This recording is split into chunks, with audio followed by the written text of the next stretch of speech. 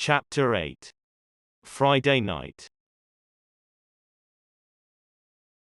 The most extraordinary thing to my mind, of all the strange and wonderful things that happened upon that Friday, was the dovetailing of the commonplace habits of our social order with the first beginnings of the series of events that was to topple that social order headlong.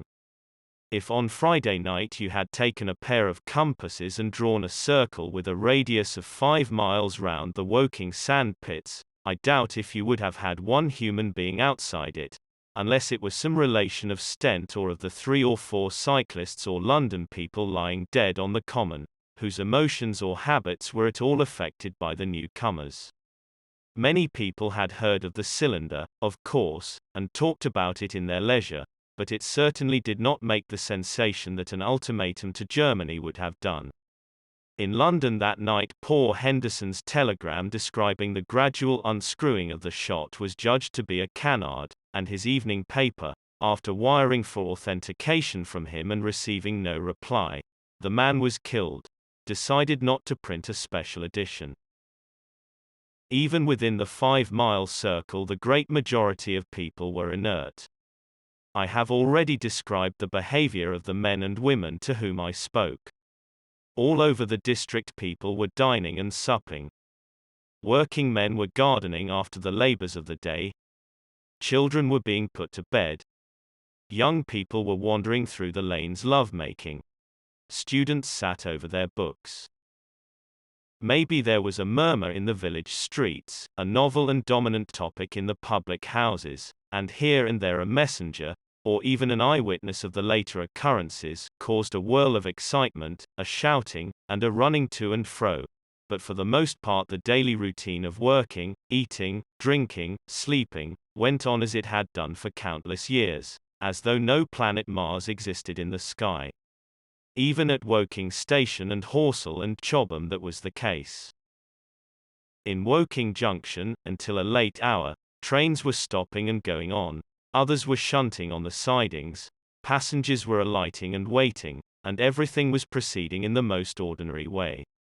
A boy from the town, trenching on Smith's Monopoly, was selling papers with the afternoon's news. The ringing impact of trucks, the sharp whistle of the engines from the junction, mingled with their shouts of "men from Mars." Excited men came into the station about 9 o'clock with incredible tidings, and caused no more disturbance than drunkards might have done.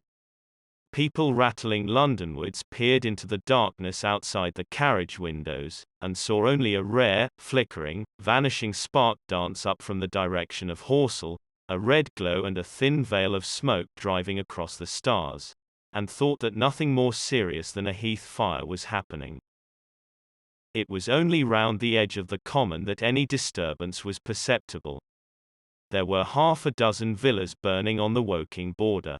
There were lights in all the houses on the common side of the 3 villages, and the people there kept awake till dawn.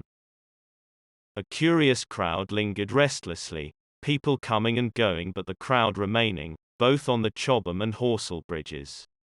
1 or 2 adventurous souls, it was afterwards found, went into the darkness and crawled quite near the Martians, but they never returned, for now and again a light ray, like the beam of a warship's searchlight, swept the common, and the heat ray was ready to follow.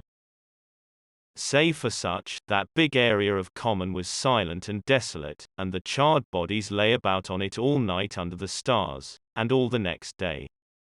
A noise of hammering from the pit was heard by many people. So you have the state of things on Friday night. In the center, sticking into the skin of our old planet Earth like a poisoned dart, was this cylinder. But the poison was scarcely working yet.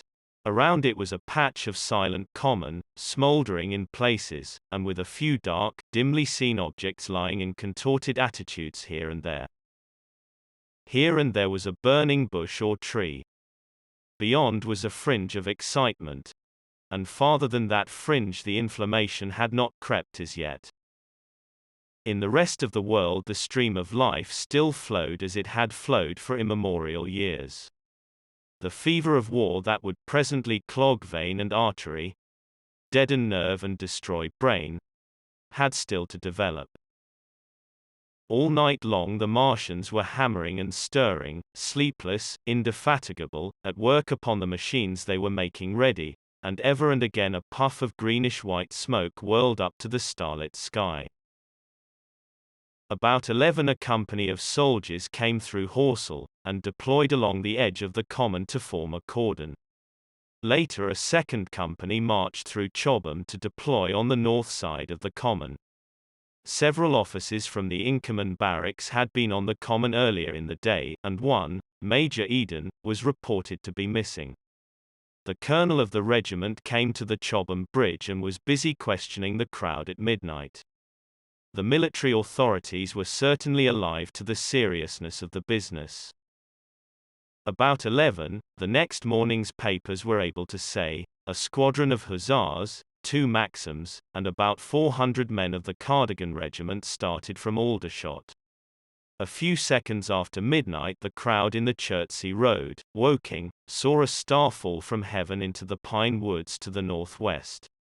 It had a greenish color, and caused a silent brightness like summer lightning. This was the second cylinder.